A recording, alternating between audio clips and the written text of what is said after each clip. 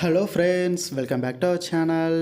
வேறு சேனல்ஸில் ஓடிட்டுருக்கிற பிரபலமான நிறையா முக்கியமான சீரியல்ஸ் எண்டாக போகுது. அதில் முக்கியமாக பார்த்திங்கன்னா 6 பிரபலமான சீரியல்ஸ் கூடிய விரைவில் பார்த்திங்கன்னா எண்டாக போகுது. அது அஃபிஷியலாக அவங்கவுங்க சேனல்லே பார்த்திங்கன்னா பார்த்துருப்பீங்க. அது என்னென்ன அப்படின்னு சொல்லி டீட்டெயிலாக பார்க்கலாம்.